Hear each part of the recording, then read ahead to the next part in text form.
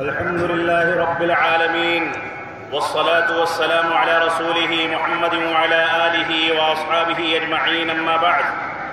أعوذ بالله من الشيطان الرجيم. بسم الله الرحمن الرحيم. إن الله يأمركم أن تودوا الأمانات إلى أهلها وإذا حكمتم بين الناس أن تحكموا بالعدل. وقال النبي صلى الله عليه وسلم: إذا ضيعت الأمانة فانتظر الساعة. فقال: وكيف إضاعتها يا رسول الله؟ قال: إذا وسد الأمر إلى غير أهله فانتظر الساعة. متفق عليه. الله أكبر، الله أكبر، لا إله إلا الله، والله أكبر، الله أكبر، ولله الحمد. الله أكبر، الله أكبر، لا إله إلا الله، واللہ اکبر، اللہ اکبر، وللہ الحمد. اللہ سب سے بڑا ہے، اللہ سب سے بڑا ہے. اللہ رب العالمین کا کوئی شریک نہیں، اس کے علاوہ کوئی معبود حقیقی نہیں. اللہ رب العالمین سب سے بڑا ہے، اللہ رب العالمین سب سے بڑا ہے. تمام تعریفیں اللہ رب العالمین کے لیے ہیں. اللہ رب العالمین کا فضل، اللہ رب العالمین کا کرم ہے، اللہ رب العالمین کی نوازش ہے، اللہ رب العالمین کا انعام ہے کہ اللہ رب العالمین نے عید الفطر کی نماز کی ادائیگی کے لیے ہم کو اس میدان میں اکٹھا ہونے کی توفیق عطا فرمائی. اللہ رب العالمین کا جتنا شکر ادا کیا جائے کم ہے. اللہ رب العالمین نے ہم کو نئے کپڑے عنایت فرمائے. اللہ رب العالمین نے ہم کو رمضان میں روزوں کی توفیق دی. اللہ رب العالمین نے ہم کو رمضان میں تراویح اور قیام کا اہتمام کرنے کی توفیق دی. اللہ رب العالمین نے ہم کو رمضان میں بھوکوں اور غریبوں کا خیال کرنے کی توفیق دی. اللہ رب العالمین نے ہم کو بھوکا اور پیاسا رہ کر غریبوں کے درد میں شامل ہونے کی توفیق دی. اس پر اللہ رب العالمین کا جتنا شکر ادا کیا جائے کم ہے. عید کی حقیقی خوشی ان لوگوں کے لیے ہے جو رمضان کے روزوں کے مقاصد کو سمجھ کر جنہوں نے تقوی اور پرہیزگاری اختیار کی. عید کی خوشی ان لوگوں کے لیے ہے جنہوں نے رمضان کے مہینے کو پا کر کے اللہ رب العالمین کو راضی کرنے کی کوشش کی. عید کی حقیقی خوشی ان لوگوں کے لیے ہے جنہوں نے اللہ رب العالمین کو راضی کرنے کے لیے خود کو بھوکا اور پیاسا رکھا. اللہ رب العالمین نے جن کو اس بات کی توفیق دی کہ وہ لوگ غریبوں کا خیال کریں. عید کی حقیقی خوشی ان لوگوں کے لیے ہے جنہوں نے مسجدوں کو آباد کر کے اس رمضان میں اس بات کا عزم کیا کہ اگلے 11 مہینے میں بھی وہ نمازوں کی پابندی کریں گے. رمضان کی حقیقی خوشی، عید الفطر کی حقیقی خوشی ان لوگوں کے لیے ہے جنہوں نے اپنے ماضی کے گناہوں سے توبہ کی. عید الفطر کی حقیقی خوشی ان لوگوں کے لیے ہے جو حرام کھاتے تھے لیکن انہوں نے حرام کو چھوڑا. جو سود خوری کرتے تھے، سود کو کھاتے تھے، انہوں نے سود سے توبہ کی.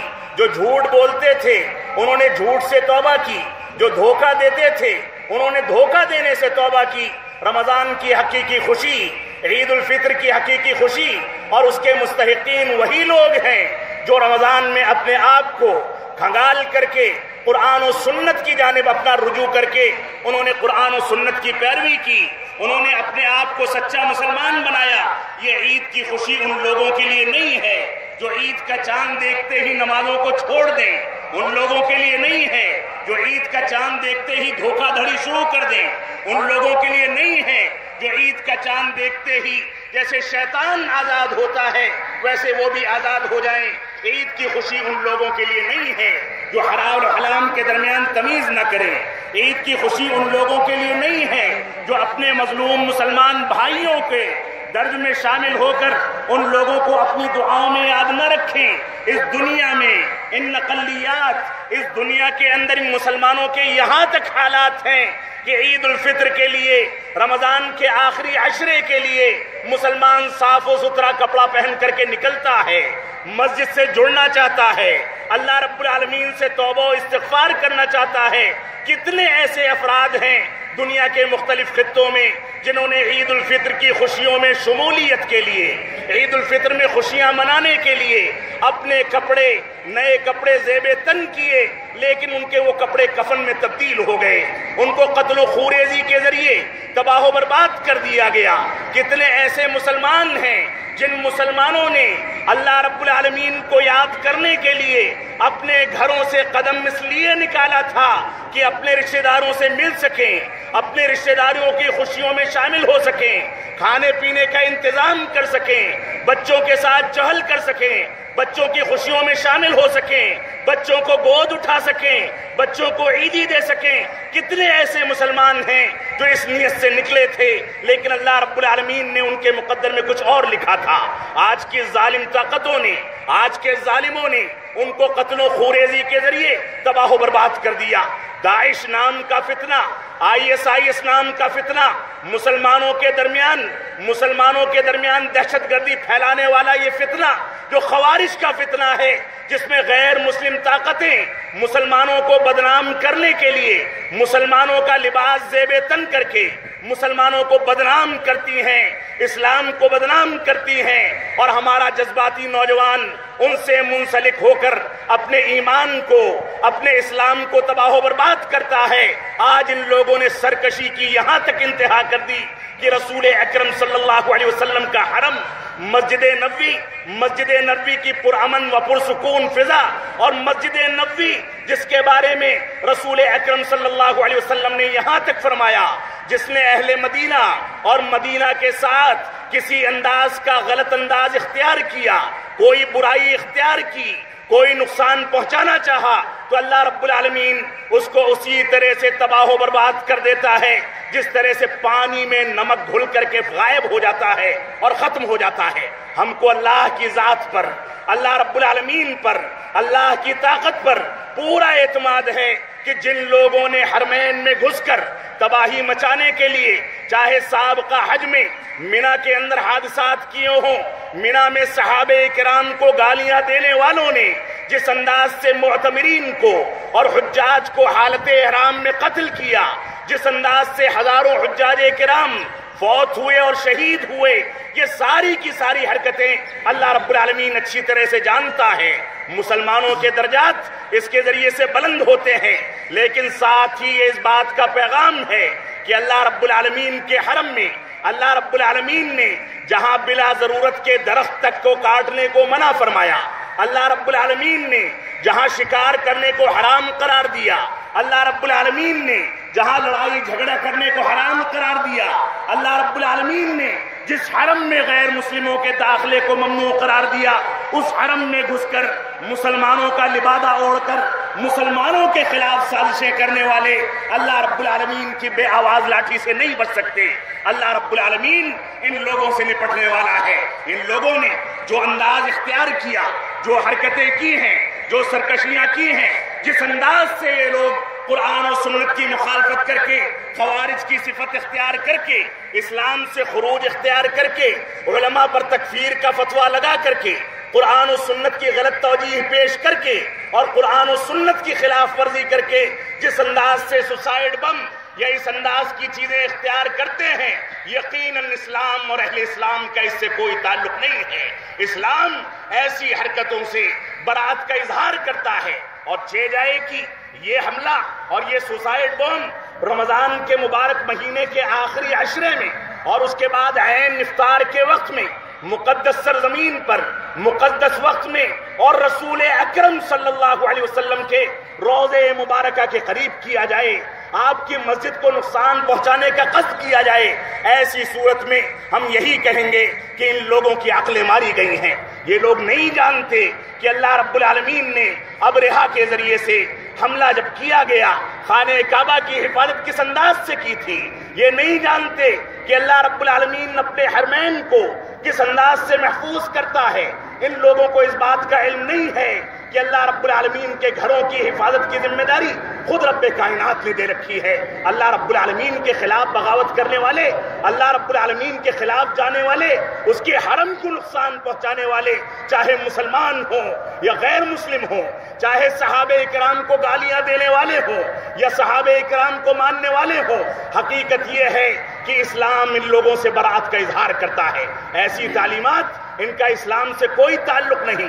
یہ خوارج ہیں خوارج کی فکر سے ماخوذ فکر کو انہوں نے دنیا میں نوجوانوں اور بالخصوص بچوں اور نوجوان عمر کے لوگوں کو جن کی عمریں کم ہوتی ہیں ان کو بے وقوف بنا کر کے، ان کو بہکا کر کے، ان کی فکروں کو تبدیل کر کے ان لوگوں نے اس انداز کی حرکتیں کی ہیں، جبکہ رسول اکرم صلی اللہ علیہ وسلم نے 1400 برس پہلے اس بات کی پیشین گوئی کر دی تھی کہ یہ لوگ انتہائی احمق ہوں گے، کم عمر ہوں گے، اس انداز کے فیصلے کریں گے جس انداز کے فیصلوں سے مسلمانوں کو نقصان پہنچانا چاہیں گے، اور یہ لوگ دین سے اسی طرح سے نکل جائیں گے جس طرح سے کمان سے تیر نکل کر کے دور جا کر گرتا ہے۔ ان کو دین سے کوئی واسطہ نہیں، ان کو شریعت اسلامیہ سے کوئی واسطہ نہیں، ان کو قرآن مجید سے کوئی واسطہ نہیں، ان کو حدیث رسول سے کوئی واسطہ نہیں۔ اسی وجہ سے رسول اکرم صلی اللہ علیہ وسلم نے فرمایا کہ ہم کلاب الناری، یہ خوارج، اس انداز کی صفات اختیار کرنے والے یہ جہنم کے کتے ہیں۔ ان لوگوں سے اسلام کا اور مسلمانوں کا کوئی تعلق نہیں ہے۔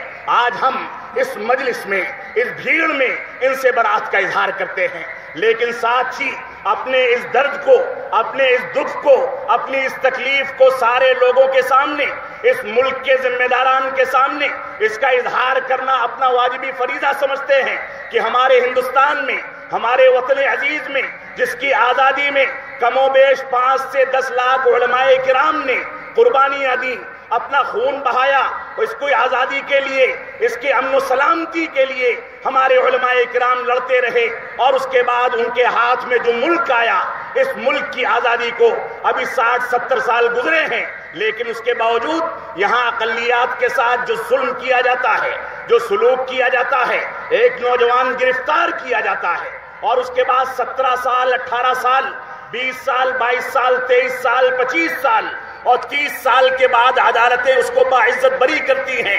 اس کی 30 سال کی زندگی کا ذمہ دار کون ہے؟ اس کی جیلوں کی سلاخوں کے پیچھے کی زندگی کا ذمہ دار کون ہے؟ اس کے چھوٹے چھوٹے بچے جن کو بلکتا ہوا چھوڑ کر وہ قید خانے میں بے گناہی کے باوجود ڈال دیا گیا، آج اس کے بچے شادی کے لائق ہو چکے ہیں، اس کا ذمہ دار کون ہے؟ ہم اپیل کریں گے حکومت سے کہ انصاف کے ساتھ کام لیا جائے۔ ہم کوشش کریں گے اور اس بات کی اپیل کریں گے کہ ہم کو اپنے قائدین پر مکمل اعتماد ہے، اپنے قانون پر مکمل اعتماد ہے، اپنی عدالتوں پر مکمل اعتماد ہے، اپنے محکموں پر مکمل اعتماد ہے، لیکن ناانصافیاں کر کے اس اعتماد کو زائل نہ کیا جائے۔ ہماری اپیل ہے کہ اقلیات کے ساتھ اچھا سلوک کیا جائے۔ ان لوگوں نے قربانیاں دی ہیں، ان لوگوں نے ملک کو آگے بڑھایا ہے، ان لوگوں نے ملک کا نام روشن کیا ہے۔ اس وجہ سے ہماری ذمہ داری ہے کہ اللہ رب العالمین کی نصرت و توفیق کو سامنے رکھ کر ہم سچے مسلمان بنیں۔ اور یہ بھی حقیقت ہے کہ اللہ رب العالمین نے فرمایا وَمَا أَصَابَكُم مِّن مُّصِيبَةٍ فَبِمَا كَسَبَتْ أَيْدِيكُمْ وَيَعْفُو عَن كَثِيرٌ، کہ تم کو جو کچھ بھی مشکلات لاحق ہوتی ہیں تمہارے اپنے کرتوتوں کا نتیجہ ہے، اور اللہ رب العالمین بہت سارے کرتوتوں کو نظر انداز کر دیتا ہے۔ اس وجہ سے ہماری ذمہ داری ہے کہ ہم قرآن و سنت کی پیروی کریں، سچے مسلمان بنیں، صرف رمضان میں نہیں، رمضان کے علاوہ بھی نمازوں کی پابندی کریں، صرف رمضان میں نہیں، رمضان کے علاوہ بھی حلال و حرام کی تمیز کریں، صرف رمضان میں نہیں، رمضان کے علاوہ بھی سچ اور جھوٹ کی تفریق کر کے سچائی کو اختیار کریں، جھوٹ کو خیر بات کہیں۔ صرف رمضان میں نہیں، رمضان کے علاوہ بھی ہم اپنے بچوں کی، نئی نسل کی اسلامی تربیت کریں، یہ ہماری بنیادی ذمہ داری ہے۔ اللہ رب العالمین کا فرمان ہے ان اللہ یأمرکم ان تؤدوا الامانات الی اہلھا واذا حکمتم بین الناس ان تحکموا بالعدل۔ اللہ رب العالمین نے تم لوگوں کو اس بات کا حکم دیا ہے کہ تم لوگ اپنی امانت کی ادائیگی کیا کرو۔ اس سے بڑی امانت کیا ہوگی کہ ہم کو شریعت اسلامیہ جیسا مذہب دیا گیا؟ اس سے بڑی امانت کیا ہوگی کہ ہم کو قرآن مجید جیسا دستور دیا گیا؟ اس سے بڑی امانت کیا ہوگی کہ ہم کو حدیث رسول جیسا دستور دیا گیا؟ اس سے بڑی امانت کیا ہوگی کہ ہم کو سیرت رسول کی شکل میں دنیا کا سب سے شاندار، سب سے عظیم، سب سے بابرکت ذخیرہ دیا گیا؟ اس سے بڑی امانت کیا ہوگی کہ ہم کو اللہ رب العالمین نے مسلمان بنایا ہے؟ اللہ رب العالمین نے ہماری ذمہ داری عائد کی ہم پر کہ ہم امانت کی ادائیگی کریں، ہم اپنے اسلام کی امانت کی ادائیگی کریں، اپنے مذہب و مسلک کی امانت کی ادائیگی کریں، قرآن و سنت کی امانت کی ادائیگی کریں۔ اگر اس امانت کے بارے میں ذرا سی بھی خیانت کی گئی تو ایسی صورت میں قدرت کو جلال آتا ہے، اللہ رب العالمین کا غضب نازل ہوتا ہے۔ اللہ کے نبی صلی اللہ علیہ وسلم کا فرمان ہے، الا کلکم راع وکلکم مسئول عن رعیتہ، کہ سن لو کہ تم لوگوں میں ہر ایک انسان ذمہ دار ہے، چرواہا ہے، اور ہر ایک چرواہے سے، ہر ایک ذمہ دار سے اس کی رعایا کے بارے میں سوال کیا جائے گا۔ باپ سے بیٹوں کے بارے میں، بڑوں سے چھوٹوں کے بارے میں، خاندان کے ذمہ داران سے خاندان کے بارے میں، آفس کے ذمہ داران سے آفس کے متعلقین سے متعلق، اور اسی طرح سے جو بھی ذمہ داری جس کو دی گئی ہے اس ذمہ دار کی حیثیت سے اس کے ماتحتوں کے بارے میں اس سے سوال کیا جائے گا۔ ہماری خواتین ہماری بچوں کی تربیت کی ذمہ دار ہیں، خواتین سے آخرت میں سوال ہوگا کہ تم لوگوں نے بچوں کی تربیت کے بارے میں کون سے فیصلے کیے، کون سی کیفیات اختیار کی، کون سا انداز اختیار کیا، قرآن و سنت کی پیروی کی یا نہیں کی۔ یہ امانت ہے ہمارے کندھوں پر۔ اللہ کے نبی صلی اللہ علیہ وسلم نے خبردار کر کے فرمایا کہ سن لو، خبردار، تمہارے کندھوں پر امانت دی گئی ہے، اس امانت کی ادائیگی کرو۔ اسی طرح سے رسول اکرم صلی اللہ علیہ وسلم کا فرمان ہے، مسند احمد کی صحیح سند کی روایت ہے، فرماتے ہیں لا ایمان لمن لا امانت لہ، اس کا ایمان کسی قابل نہیں، اس کا ایمان قابل اعتبار نہیں جس نے کسی انداز کی امانت میں خیانت کی۔ امانت کی خیانت یہ ایمان کی تکمیل کا جز ہے۔ اسی طرح سے جو حدیث رسول آپ کے سامنے شروع میں پڑھی گئی اس میں رسول اکرم صلی اللہ علیہ وسلم فرماتے ہیں اذا ضیعت الامانۃ فانتظر الساعہ، جب امانت ضائع کر دی جائے تو ایسی صورت میں قیامت کا انتظار کرو۔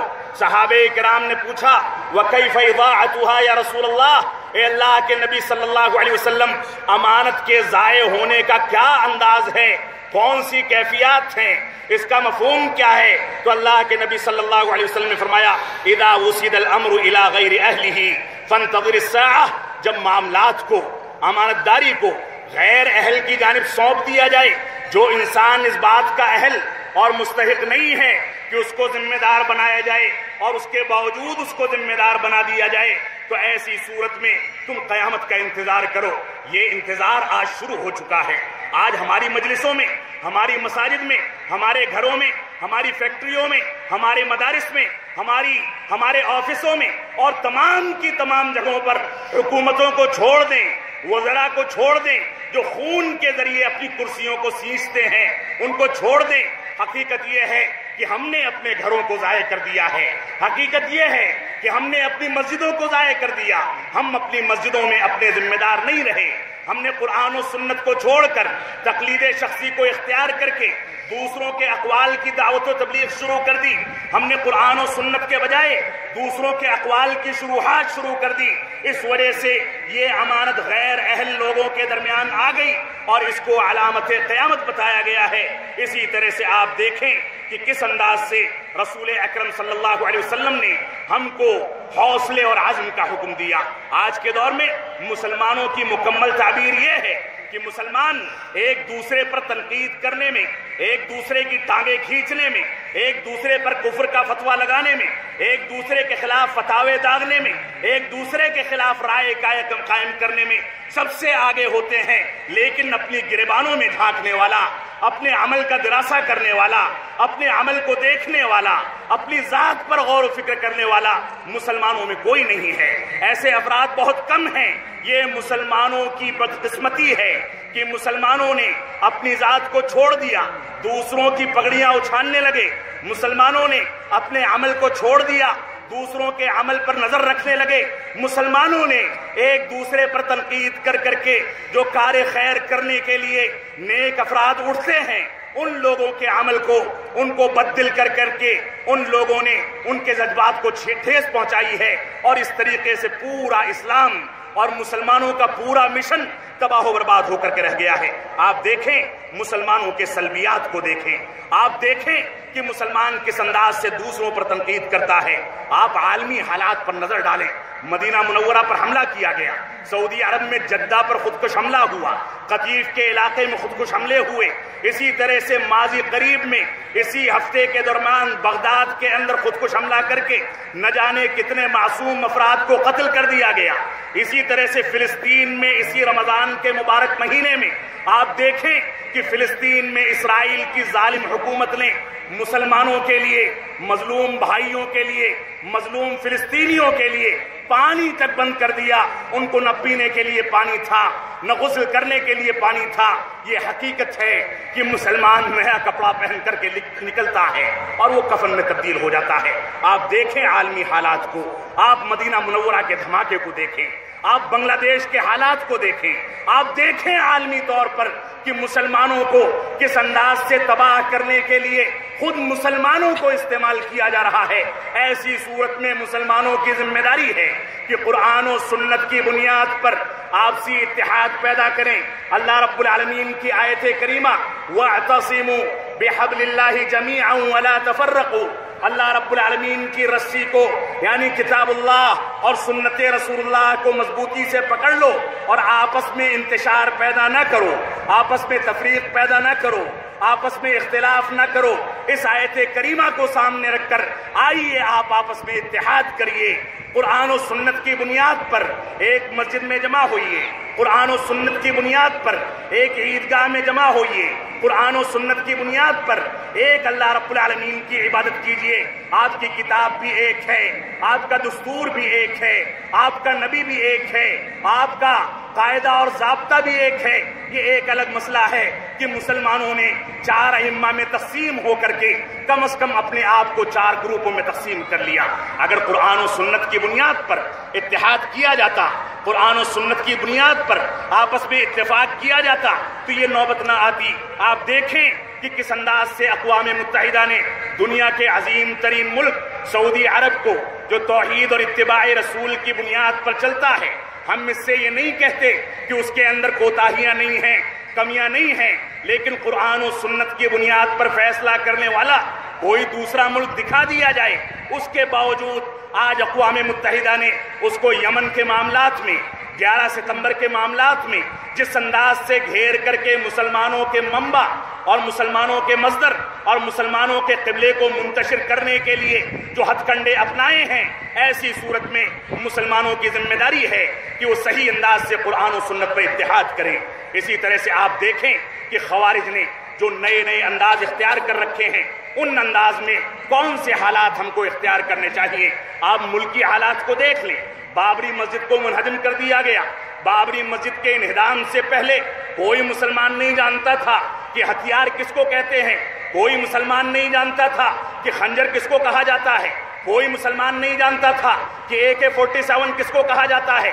مسلمانوں کو بعد میں بابری مسجد کے حادثے کی بنیاد پر ورغلا کر اسلام دشمنوں نے ورغلا کر کے باہر نکال دیا۔ ہم ان کی پوری تردید کرتے ہیں، ہم عدالتوں پر پورا اعتماد کرتے ہیں، ہم اس بات کی توقع رکھتے ہیں کہ ہمارے ملک میں انصاف ابھی تک موجود ہے۔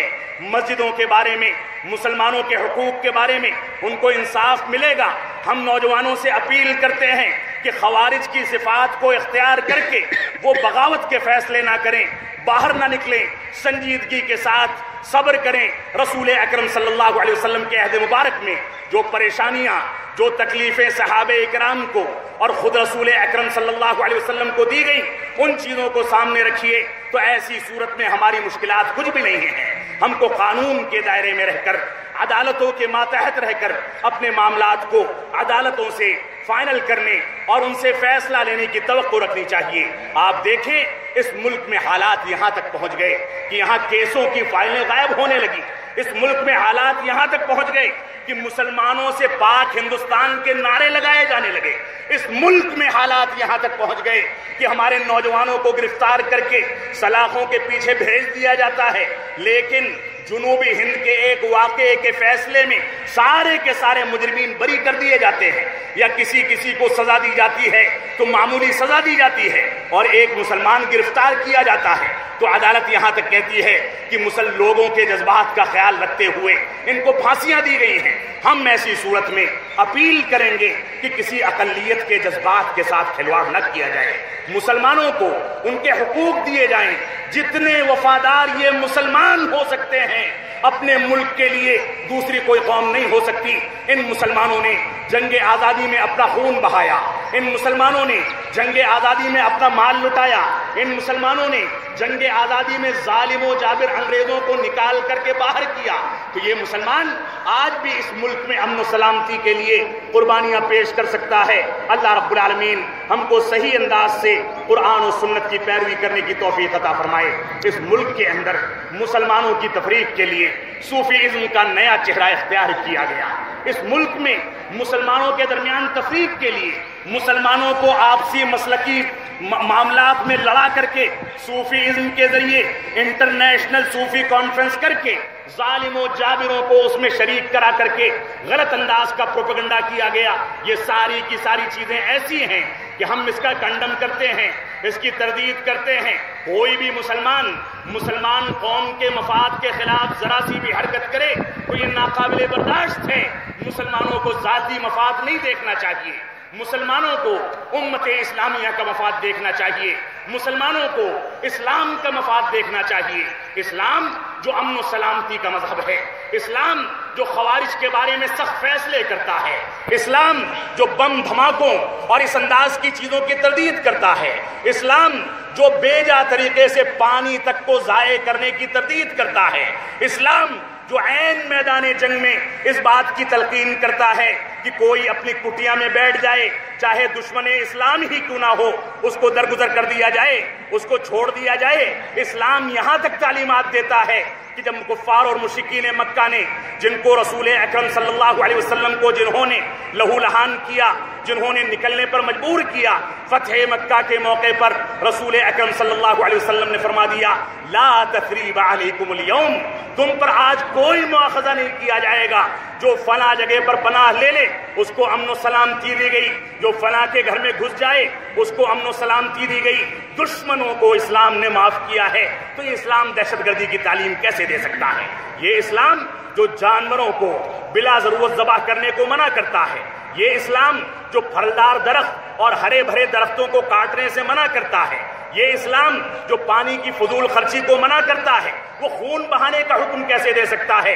اس وجہ سے ہماری ذمہ داری ہے کہ اسلام کی سچی تعبیر پیش کریں۔ اللہ رب العالمین ہم کو اس بات کی توفیق عطا فرمائے کہ ہم صحیح بخاری کی اس روایت پر عمل کر سکیں جس روایت میں عمر بن خطاب رضی اللہ تعالیٰ عنہ نے فرمایا تھا کہ بصرہ میں ایک غلام کو قتل کر دیا گیا۔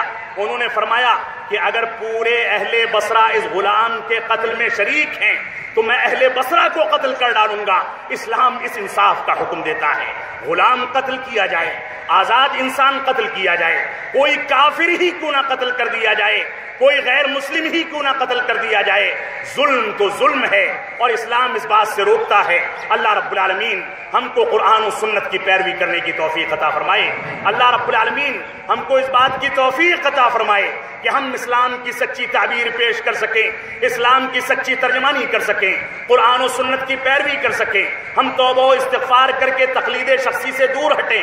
اے اللہ رب العالمین ہم اس میدان میں، کھلے میدان میں جمع ہو کر تجھ سے دعا کرتے ہیں، تجھ سے بھیک مانگتے ہیں کہ اللہ رب العالمین ہمارے بہت سے مسلمان بھائی مظلوم ہیں، ان کو نئے کپڑے نہیں ملے، ان کو سحری اور افطار نہیں ملا۔ اے اللہ رب العالمین ہم ان کے معاملات کو تیرے حوالے کرتے ہیں۔ اے رب العزت، اے رحیم، اے کریم، اے اللہ رب العالمین ہم تجھ سے بھیک مانگتے ہیں اس میدان کے اندر کہ مسلمانوں کی حالات کو درست فرما، مسلمانوں کی خبرگیری فرما۔ مسلمانوں نے قرآن و سنت سے جو دوری اختیار کر لی ہے، مسلمانوں کو توفیق عطا فرما کہ ہمارے بچے بھی، ہمارے نوجوان بھی، ہمارے بوڑھے بھی، ہماری خواتین بھی، ہماری بچیاں بھی، ہمارے سارے کے سارے مسلمان بھائی اور بہنیں قرآن و سنت کی جانب رجوع کر کے اپنے مظلوم مسلمان بھائیوں کے لیے دعائیں کر سکیں۔ فلسطین میں خون بہایا جاتا ہے، سیریا میں خون بہایا جاتا ہے، نہ جانے کتنے افراد قتل کر دیے گئے، اس سے پہلے عراق میں پورا کھلواڑ کیا گیا، اور آج کے دور میں اگر گھسپیٹھیوں کو روکنے کے لیے کوئی ملک یمن کی جانب وار کرے اپنے دفاع کے لیے تو اقوام متحدہ اس کو ظالم قرار دے۔ اقوام متحدہ کو افغانستان کے مظالم نظر نہیں آتے، اقوام متحدہ کو عراق کے مظالم نظر نہیں آتے؟ اقوام متحدہ کو 5 سال سے خون کی ہولی کا جو کھیل کھیلا جا رہا ہے سیریا کے اندر وہ نظر نہیں آتا؟ ایک ظالم و جابر حاکم وہاں بیٹھایا گیا ہے، اس کا پورا دفاع کیا جاتا ہے۔ اللہ رب العالمین ہم ایسے ظالموں کو تیرے حوالے کرتے ہیں، تیری لاٹھی بے آواز ہے اے رب کائنات۔ ہم مظلوم ہیں لیکن تیرے آگے دعا کرتے ہیں، ہم مظلوم ہیں لیکن تیرے آگے سجدہ کرتے ہیں، ہم مظلوم ہیں لیکن صرف تیری عبادت کرتے ہیں۔ اے رب کائنات ہم نے بھوکا اور پیاسا رہ کر پورا مہینہ گزار دیا، اے رب کائنات تیرے حکم کی بنیاد پر ہم اس میدان میں جمع ہوئے ہیں، ہم ان لوگوں کے، ان ظالموں کے تمام معاملات کو تیرے حوالے کرتے ہیں۔ اے رب کائنات ہمارے مظلوم مسلمانوں کو، ہم تو اپنے آنسو پوچھتے نہیں بنتے، ہم سے آنسو بھی نہیں گرتا اور وہ خون پوچھنے سے نہیں تھکتے ہیں۔ اے اللہ رب العالمین ایسے مظلوم مسلمانوں کی خبرگیری فرما، ان لوگوں کو قرآن و سنت کی جانب رجوع کرنے کی توفیق عطا فرما۔ اے رب کائنات تیری لاٹھی بے آواز ہے، تو نے قوم سمود کو، تو نے فرعون کو، تو نے ابرہہ کو اور اسی طرح سے دوسری قوموں کو ظلم و جور کی بنیاد پر تباہ و برباد کیا۔ تیرے پاس ایسا لشکر ہے جو ابابیلوں کی شکل میں، ایسا لشکر ہے جو زلزلوں کی شکل میں، ایسا لشکر ہے جو سیلاب کی شکل میں، ایسا لشکر ہے جو سونامی کی شکل میں، ایسا لشکر ہے جو آندھی طوفان کی شکل میں اور مختلف شکلوں میں، گرمی اور سردی کی شکل میں، دنیا کی بے چینی کی شکل میں دشمنوں کو گھیر سکتا ہے۔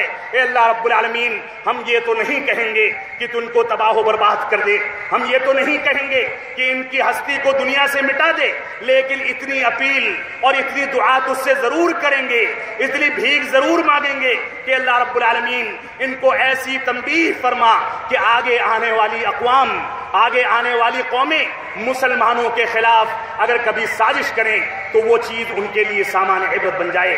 اللہ رب العالمین سے دعا ہے کہ اللہ رب العالمین جب تک ہم جئیں تب تک اسلام پر جئیں، جب ہمارا خاتمہ ہو تو ایمان پر ہو۔ اے اللہ رب العالمین ہم تیرے آگے اپنے شکووں کو رکھتے ہیں، غیر اللہ کے آگے نہیں رکھتے، ہم تجھ سے سجدہ کرتے ہیں، غیر اللہ کے آگے نہیں کرتے، اس وجہ سے پھر سے بھیک مانگتے ہیں کہ اے رب کائنات ہمارے حالات کو درست فرما، ہم کو قرآن و سنت کی جانب رجوع کرنے کی توفیق عطا فرما۔